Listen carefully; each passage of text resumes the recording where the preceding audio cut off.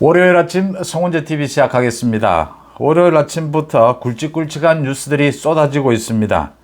먼저 이재명이 혁신위를 구성을 하는데 혁신위원장을 외부에서 영입을 하고 전권을 주겠다 이렇게 이야기를 했습니다.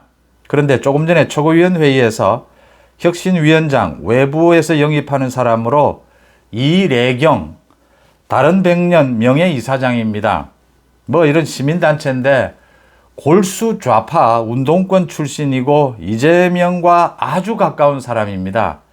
그러니까 지금 이재명이 외부에서 혁신위원장을 영입을 하고 전권을 주겠다. 당의 혁신을. 가장 중요한 것은 공천입니다. 현역 의원들 칼질입니다. 이 권한을 주겠다라고 했는데 자신의 최측근 좌파 골수 운동권 출신으로 임명을 했습니다. 뭐 평생 시민단체 이런 쪽에 활동을 해온 사람입니다. 이런 사람을 임명을 해서 당의 내분, 민주당의 내분, 이재명 퇴진을 요구하는 반명계, 또 친명계는 이재명 엄호, 이게 갈등이 더 깊어질 것으로 보입니다. 또 오는 24일에는 이낙연까지 귀국을 해서 본격적인 활동에 나섭니다. 이 민주당의 내분 문제, 이건 조금 뒤에 말씀을 드리고요. 지금 경찰이 전격적으로 조금 전에 민주당의 최광욱에 대해서 압수수색을 단행을 했습니다. 최광욱의 휴대폰을 압수를 했습니다.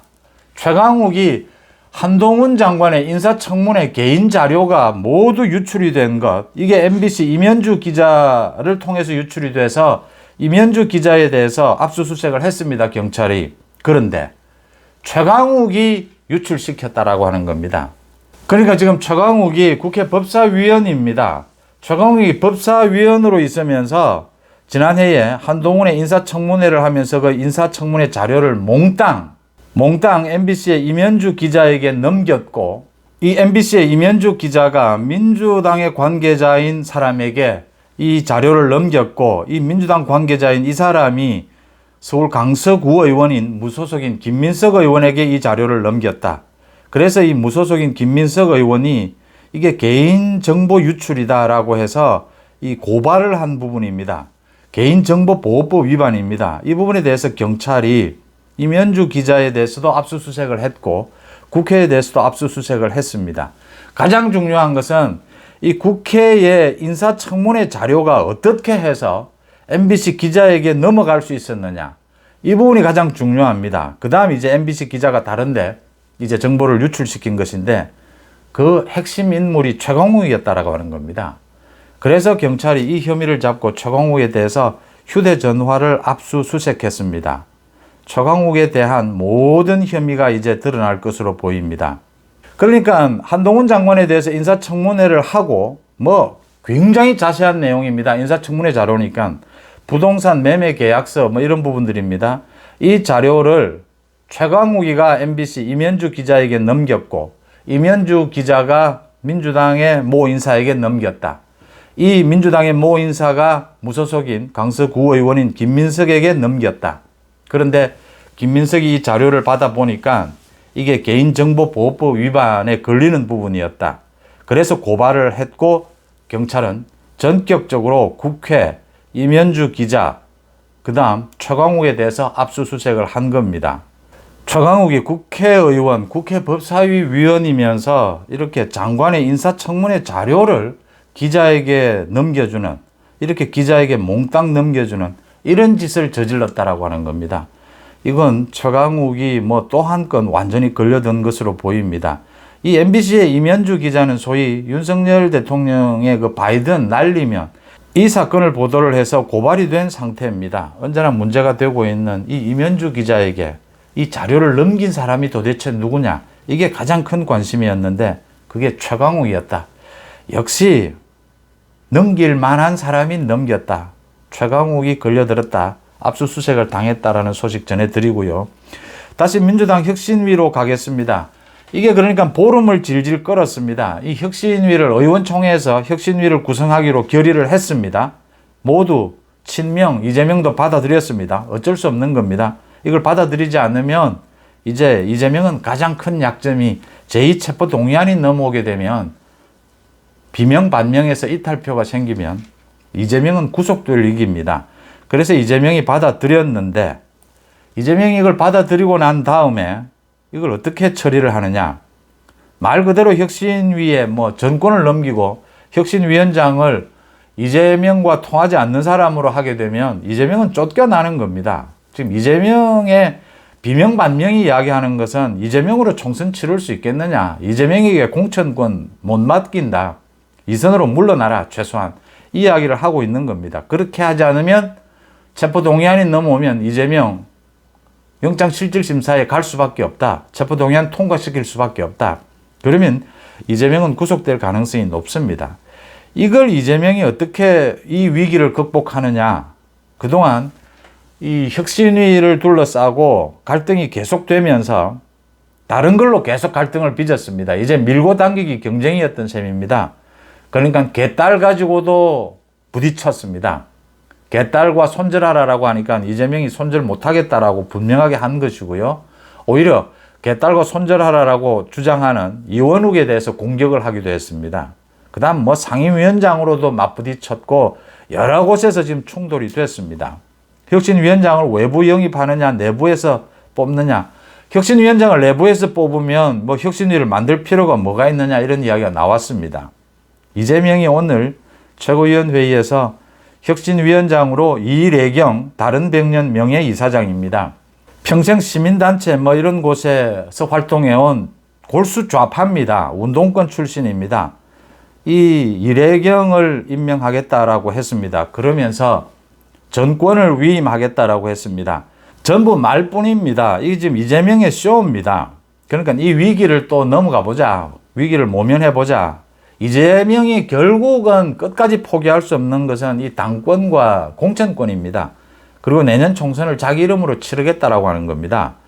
이 이래경은 뭐 운동권 중에서도 좌파 중에서도 가장 이재명과 친한 사람으로 이렇게 분류가 됩니다. 지난 2019년에 이재명이 소위 선거법 위반, 거짓말을 해서 자기 친형을 강제로 이렇게 입원시킨 그 사건과 관련해서 거짓말을 해서 이 1심과 2심에서 당선 무효형을 받았습니다.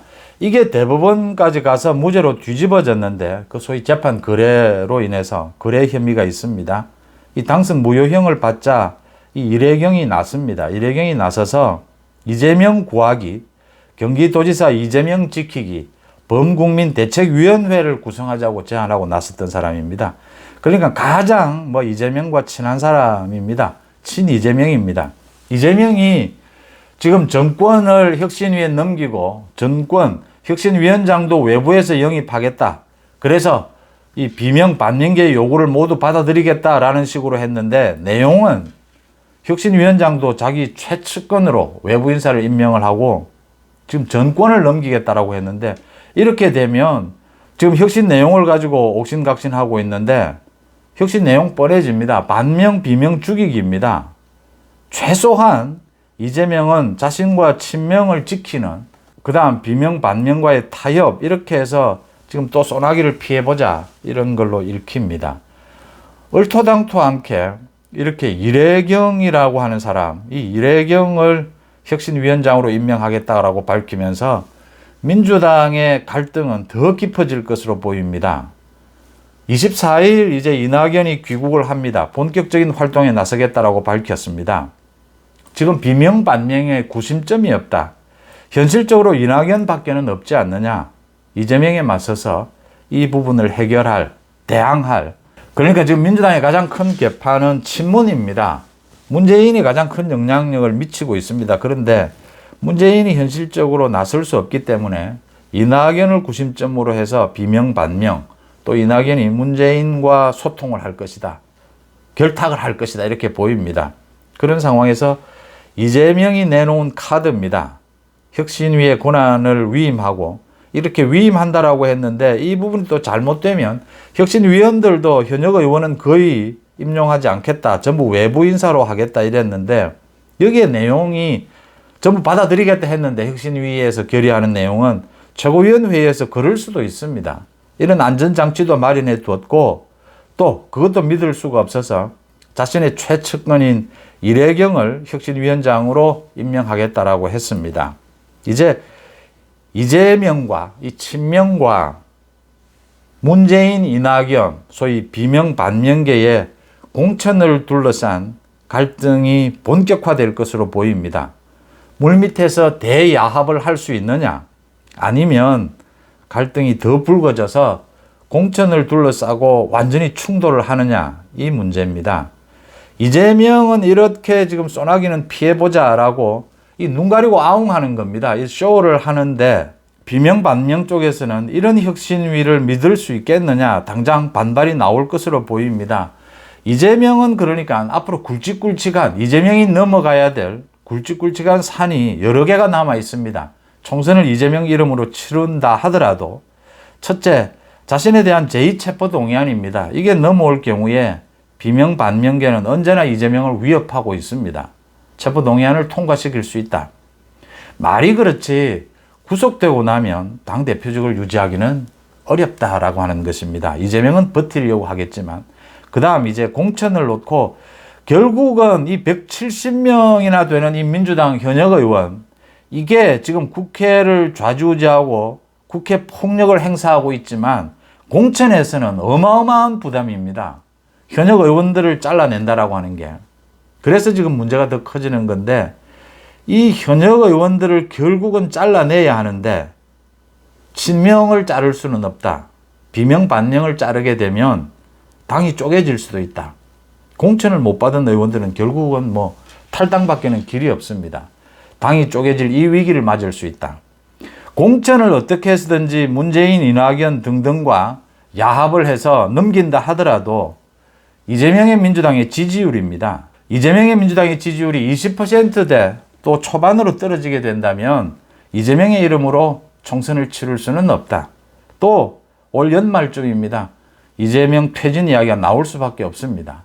이 세 가지 고비를 이재명이 넘더라도 이재명의 이름으로 내년 총선을 치르더라도 이재명이 재판도 질질 끌고 이 검찰의 수사도 질질 끌고 뭐 부인하고 이런 행태로 방탄을 해서 이재명의 이름으로 내년 총선을 치르더라도 그게 오히려 국민의힘 여권에는 더 유리할 수도 있다.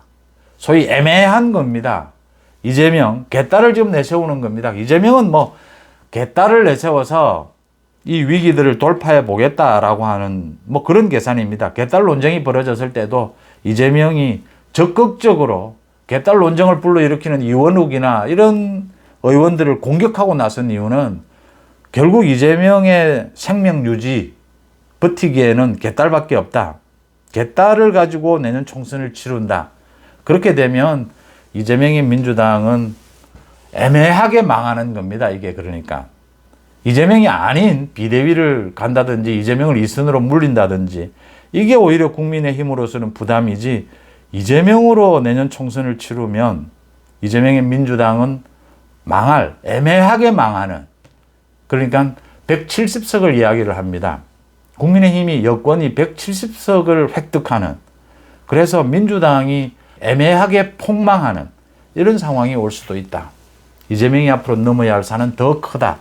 이재명이 혁신위를 구성하겠다라고 받아들이고 난 다음에 혁신위원장으로 이래경을 자신의 최측근인 이래경을 임명하겠다라고 하면서 아마 친명과 반명의 갈등은 앞으로 더 깊어질 것이다. 이렇게 예상이 됩니다. 최강욱에 대해서 경찰이 오늘 아침에 전격적으로 압수수색을 단행해서 휴대폰을 압수했습니다. 국회에서 한동훈 장관의 인사청문회 자료를 몽땅 MBC 기자에게 넘긴 사람이 최강욱이었다라고 하는 것입니다. 송원재 TV 마칩니다. 고맙습니다.